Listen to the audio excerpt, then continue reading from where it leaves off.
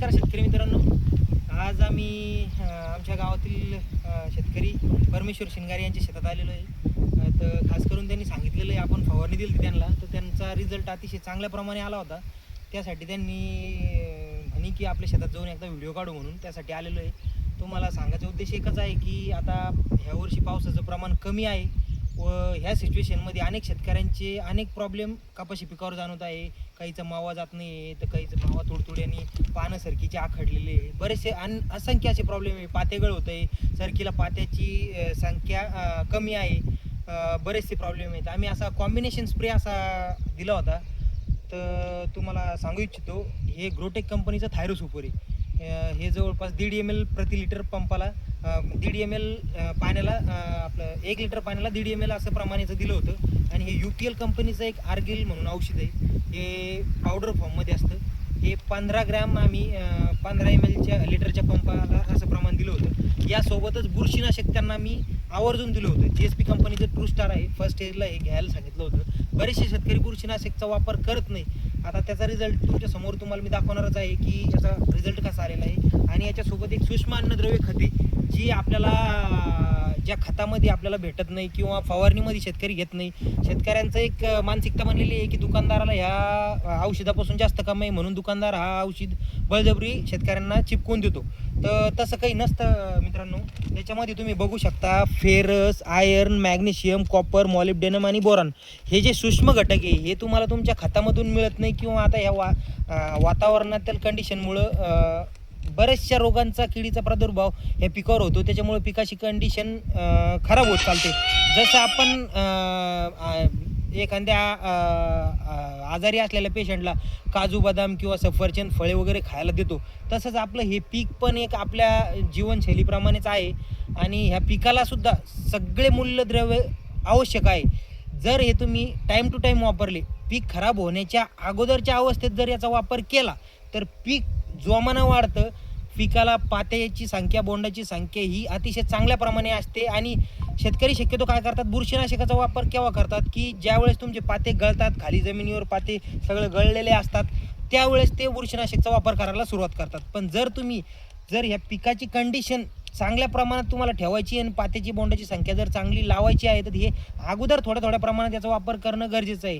दुकानदाराच्या म्हणण्यावर करू नका, पण तुम्ही तुमच्या स्वतःच्या म्हणण्यानुसार दरवर्षी जे करताय त्याच्यात काहीतरी फरक तुम्ही स्वतः केला पाहिजे मित्रांनो. कारण की त्याचा निश्चितच फायदा होतो. तुम्ही बघू शकता, आता ह्या सरकीमध्ये किती बघा तुम्हाला, आता हे दाखवतो. इथं आता यांचे बोंड बनलेले आहे, पात्याची संख्या बी भरपूर आहे आणि कपाशीची क्वालिटी बी बघा चांगली अतिशय प्रमाणात आहे, चांगल्या प्रमाणात आहे पात्याची संख्या. आणि खाली बघा तुम्ही, जवळपास शेतामध्ये कुठंही एकही पातं गळलेलं नाही आहे. पात्याच्या वरचे फुलं गळून पडलेले आहे. त्याचं वरच्याचं हे नसतं, ते गळतातच. पण एकदम चांगल्या कंडिशनमध्ये अशी कपाशी आहे. आणि बोंड बी परिपक्व झालेले आहे. कुठं आता याच्यावर आपटेक नाही आहे, मावा तुडतुड्याचं याचं नाही. क्लायमेटनुसार सरकी चांगल्या प्रमाणात आहे. कारण की आता बरेचसे आम्ही प्लॉट आजूबाजूला बघितले, तरी बी त्याच्यावर किडीचा प्रादुर्भाव, पानं आखडलेले आहे. आता या पानाच्या शिरा बघा, याच्यात पूर्ण क्लिअर पानं असं दिसतं. हे रफ कंडिशनमध्ये ग्रीनरी भरपूर आहे. पानाच्या खालीहून बी काही किडीचा प्रादुर्भाव नाही आहे. याच्यावर पान एकदम अगदी स्वच्छ आहे. शेंडा बघा, कुठंही मावा वगैरे काही दिसत नाही आहे. तर शेतकरी मित्रांना एवढं सांगणं आहे की तुम्ही जो तुमचा खर्च करताय, उत्पादनापेक्षा खर्च जास्त होत चाललेला आहे आपला. कुठल्याही पिकावर उत्पादन आता शेतकऱ्यांना रिझल्ट येत नाही. नंतर शेतकरी काय करतात, एक तर दुकानदार बदलतात, मग दुसरीकडे जातात. पहिल्याची बी उधारी राहते, ती उधारी त्याला भेटत नाही. मग तो काय करतो, त्या उधारीचा दुसरीकडून पैसा काढण्यासाठी अजून महागडे औषधं देतो. म्हणजे अनब्रँडेड कंपनीची औषधं जर ते शेतकऱ्याला प्रोव्हाइड केले दुकानदाराने. दुकानदाराला एक सांगणं आहे माझं की आपण स्वतः शेतकरी असतो किंवा आपले मायबाप शेतकरी असतात, आपले पाहुणे शेतकरी असतात. आणि शेतकरी आज समजा भरपूर शेतकऱ्याला नुकसान होते, उत्पादन कमी येते, खर्च जास्त करावा लागतो आहे, तरी बी तुम्ही रिझल्ट येणारेच औषधं शेतकऱ्यांना द्या. फक्त बुरशीनाशक, सूक्ष्म अन्नद्रव्य एक फवारणी, आणि ज्या वेळेस तुमची सरकीची वाढ नसते त्यावेळेस तुम्ही आव्हानं फुलविकचा स्प्रे त्याच्यात द्या. कॉम्बिनेशन सतत घ्यायची गरज नाही आहे. पण सुरुवातीच्या स्टेजला तुम्ही जर एक फवारा आलटून पालटून वेगवेगळे कॉम्बिनेशन जर त्याच्यात घेतले, तर रिझल्ट तुम्हाला निश्चित येतो. फक्त काय करायचं की पिकाच्या कंडिशन बिघडायच्या अगोदर तुम्ही ते फवारणी घेतली पाहिजे. असं माझं वैयक्तिक अनुभव आहे. मी माझ्याकडं पण स्वतः घरी शेती आहे आणि मी शेतकऱ्यांना आवर्जून हा स्प्रे देतो बुरशीनाशकचा त्याचा. आता याला पात्याची संख्या भरपूर आहे आणि पातं गळलेलं कुठेही एक नाही. बऱ्याचशा प्लॉटमध्ये आता पातेगळ होत आहे. मग शेतकरी सांगताय की आमचे पातेगळ होत आहे आणि काही याच्यावर उपाययोजना द्या. तर आता नंतरच्या कंडिशनला काय होतं, जे पुढचे पाते ते गळ होऊ नये त्यासाठी ते स्प्रे घेतला पाहिजेच. पण अगोदर जर घेतला तर तुमचं अगोदरचं नुकसान झालं नसतं, कारण की खालच्या फांद्याला भरपूर पाते प्रमाणात आता बऱ्याचशा प्रमाणात बोंडाची परिपक्वता झालेली आहे, नवीन पाते बी लागत आहे. पण खालचं नुकसान तुमचं झालं नसतं ना जर बुरशीनाशकचा स्प्रे जर अगोदर घेतला असता. आणि सूक्ष्म अन्नद्रव्याचं कामच हे की गडद हिरवा कलर करणे आणि त्याच्यातली ती भर त्याच्यात तुम्हाला दिसून येते.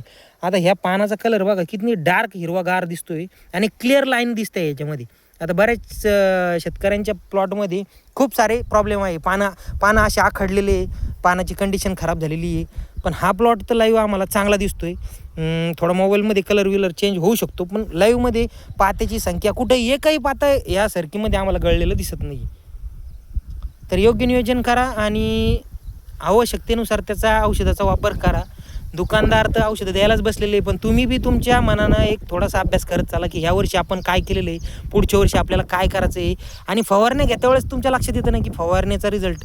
आता बरेचसे शेतकरी बायो चमक हे सोडून दुसरे औषधं घेत नाही, पण बायो सतत 2-3 फवारण्या सलग जर तुम्ही मारल्या तर अजून ते कवळपणा येतो त्याच्यावर आणि जास्त किडीचा अपटेक होतो. त्याच्यामध्ये कॉम्बिनेशन तुम्हाला इन्सेक्टिसाईड आणि बायो जर दोन्हीचं कॉम्बिनेशन घेतलं तर चांगला रिझल्ट येतो. 20 ते 15 दिवस कव्हरेज भेटतं. आता आम्ही दिलेल्या फवारण्या याचा जवळपास 20 ते 25 दिवसापर्यंत कव्हरेज येते आणि बऱ्यापैकी शेतकरी खुश आहे. तरी बी तुम्ही चांगल्या प्रकारे नियोजन करा अशी माझी विनंती आहे. धन्यवाद.